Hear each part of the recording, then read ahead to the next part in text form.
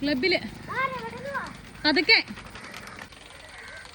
Hi hello നമസ്കാരം. ആരെയാണ് എന്ന് പതിവ് തെറ്റി താമസിച്ചെഴുന്നേക്കുന്നു അന്നൊക്കെ ഇവള് വന്ന് ഞങ്ങളെ വിളിച്ചെഴുന്നേപ്പിക്കാറുണ്ട്. കൊച്ചൊന്ന് സ്കൂളിൽ പോകേണ്ടാത്തത് കൊണ്ട് തന്നെ രാവിലെ താമസിച്ചാണ് താമസിച്ചെഴുന്നേറ്റ് പതുക്കെ ഇരുന്ന് അമ്മയിട്ട ചായയും കുടിച്ച് എന്തൊരു സുഖമല്ലേ അങ്ങനെ ഇരിക്കുന്നത്. 2 പ്രാവശ്യം വെള്ളം കയറിയതുകൊണ്ട് തന്നെ നമ്മുടെ കപ്പളം മുഴുവൻ ചീഞ്ഞു പോയിട്ടുണ്ടായിരുന്നു. അതുകൊണ്ട് കപ്പളങ്ങ വെച്ചിട്ടുള്ള കറികളാണ് ഇവിടെ ഫുള്ള്. നമുക്കിവിടെ ചക്ക വന്നാൽ ചക്ക സീസൺ, കപ്പളം വന്നാൽ കപ്പളം സീസൺ. ഇങ്ങനെയുള്ളവരുണ്ടെങ്കിൽ ഒന്ന് കമന്റ് ചെയ്തോട്ടോ. അത് കഴിഞ്ഞിട്ട് ഞാൻ ഇതെല്ലാം ആക്കി വെച്ചിട്ട് നമ്മൾ നേരെ കുളിച്ച് അമ്പലത്തിൽ പോയിട്ടോ. അമ്പലത്തിൽ ഞാൻ മാത്രമല്ല, എൻ്റെ കൂടെ യാദൂട്ടനും അമ്പാടി ഉണ്ടായിരുന്നേ.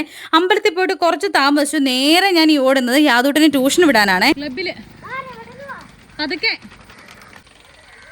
തിരിച്ചു വന്നപ്പോൾ അബൂക്ക കാര്യമായിട്ടുള്ള പരിപാടിയിലായിരുന്നേ. പിന്നെ ഞാൻ വീട്ടിൽ വന്ന് പുട്ടും കടലയും കഴിച്ചിട്ട് അവിടെ ഇരുന്ന് റെസ്റ്റ് എടുത്തു. അവധിയുള്ള ദിവസമാണ് ഞങ്ങൾ ഒരുമിച്ചിരുന്നാണ് കഴിക്കുന്നത്. കഴിച്ചു കഴിഞ്ഞാൽ ഞങ്ങൾ ഒറ്റൊരു ഉറക്കമാണ്.